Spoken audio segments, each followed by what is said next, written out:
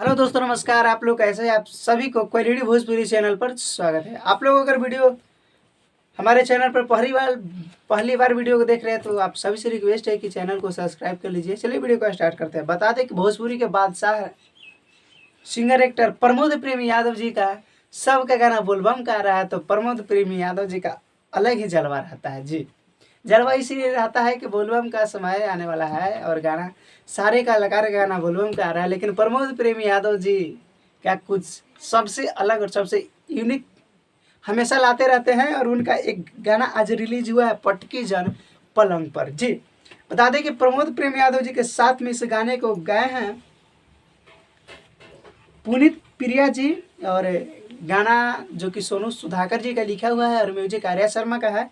जी music Bhojpuri channel से आज रिलीज हुआ है, यानी 29 जून को। तो जितने भी प्रमोद प्रेम यादव जी के फैंस हैं या भोजपुरी को जो चाहने वाले हैं, भोजपुरी को जो जानते हैं, अभी तक वीडियो को नहीं देखे हैं तो जाकर जी म्यूजिक भोजपुरी चैनल पर देख लीजिए। बहुत बवाल और बहुत बेहतरीन का वीडियो सॉन्ग है जी म्यूजिक भोजपुरी पर। तो वीडियो को आप लोग जाकर देखिए।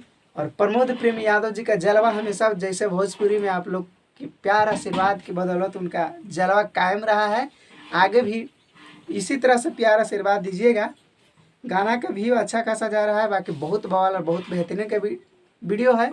और बोलबम का समय है तो बोलबम का बहुत सारे अभी प्रोजेक्ट आने वाले हैं जो कि बहुत बवाल और बहुत बेहतरीन का बोलबम की शूटिंग अभी चल रहा है। बाकी आप लोगों को कुछ दिन में देखने को बहुत बवाल और बहुत बेहतरीन, जिस गाने को आप लोग बोलबम गाने में उम्मीद कर रहे हैं उस तरह का गाना आने वाला है। बाकी आप लोग इंतजार कीजिए।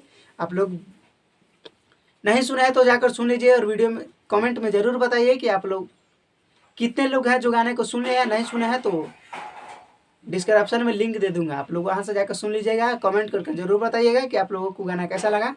तो मिलते हैं एक नए वीडियो और एक नए अपडेट के साथ। तब तक के लिए जय हिंद, जय भोजपुरी।